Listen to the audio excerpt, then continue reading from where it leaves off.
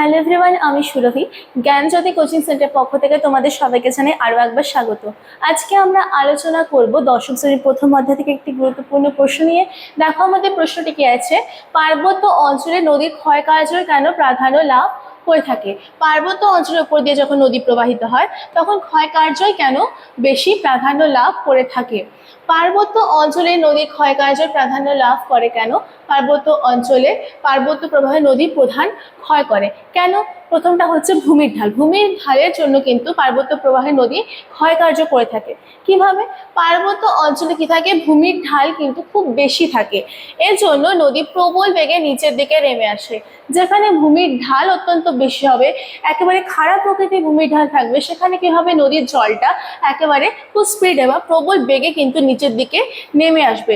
আর যখন নদীতে বেগ খুব বেশি থাকবে তখন কি হবে, নদীর ক্ষয় কার্য কিন্তু বেশি হয়ে থাকবে। 2 নম্বর কারণ কি, প্রবল জলস্রোত। প্রবল জলস্রোতের কারণে কিন্তু পার্বত্য অঞ্চলে নদী ক্ষয় কার্য বেশি করে থাকে।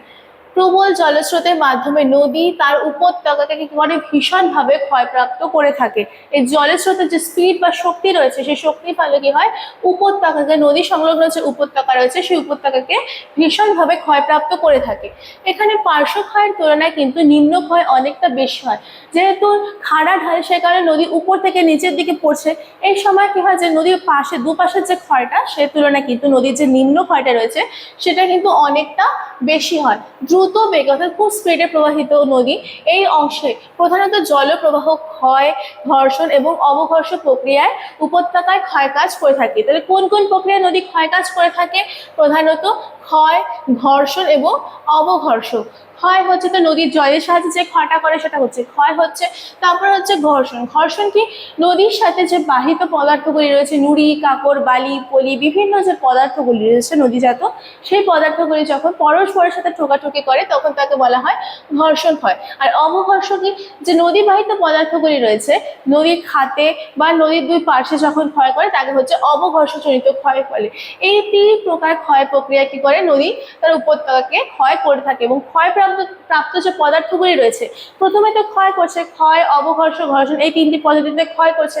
ক্ষয় হওয়ার পরে যে পদার্থগুলি রয়েছে, ক্ষয়জাত পদার্থ, সেই ক্ষয়প্রাপ্ত পদার্থগুলিকে আবার প্রবল স্রোতের মাধ্যমে নদী নিচের দিকে বয়ে নিয়ে চলে যায়। ঠিক আছে। আবার যে নদীর যে প্রবল স্রোত রয়েছে, খুব স্পিডের যে জলটা রয়েছে, সেই জলের মাধ্যমে কিন্তু এই ক্ষয়প্রাপ্ত পদার্থগুলিকে বহন করে নিচের দিকে নিয়ে যায়। সুতরাং পার্বত্য প্রবাহে বা উচ্চ গতিতে, পার্বত্য প্রবাহ হলো নদীর উচ্চ গতি, এখান থেকে নদীর সৃষ্টি হয়ে থাকে। অর্থাৎ এই উচ্চ গতিতে নদী কি হয়, ক্ষয় কার্য প্রাধান্য লাভ করে থাকে।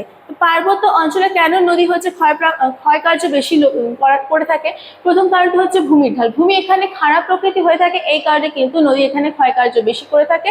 আর 2 নম্বর হচ্ছে প্রবল জলস্রোত। যেহেতু ভূমির ঢাল খুব বেশি, সেই জন্য কি হয়, নদীর যে জলস্রোতে প্রবল বেগটা সেটাও কিন্তু বৃদ্ধি পায়। ঠিক আছে। তো এই দুটো কারণে কিন্তু নদী পার্বত্য প্রবাহে বেশি ক্ষয় করে থাকে। ঠিক আছে। তো সবশেষে তোমাদেরকে ছোট্ট ইনফরমেশন আমি দিয়ে রাখছি। দেখো, তোমরা যারা ভাবছো আমাদের সাথে যুক্ত হবে, স্ক্রিন দুটো নাম্বার দেওয়া আছে, যে কোনো একটি নাম্বারে কিন্তু তোমরা কল করে আমাদের সাথে যুক্ত হয়ে যেতে পারো। যে সুযোগগুলি পেয়ে যাচ্ছ, দেখো নোটস পেয়ে যাচ্ছ, পিডিএফ পেয়ে যাচ্ছ, যদি তোমাদের কোনো ডাউট থেকে থাকে সেটা ক্লিয়ার করার কিন্তু সুযোগ তোমরা পেয়ে যাচ্ছ। এছাড়াও রেকর্ডেড ক্লাসেস, সাজেশনস পেয়ে যাচ্ছ পরীক্ষার আগে। তাছাড়াও মক টেস্ট এবং লাইভ ক্লাসের মতো সুযোগ সুবিধা কিন্তু তোমরা আমাদের সাথে যুক্ত হয়ে যাওয়ার পর পেয়ে যাচ্ছ। তো আজকের জন্য কিন্তু এতটুকুই ছিল। দেখা হচ্ছে পরের ক্লাসে। Thank you.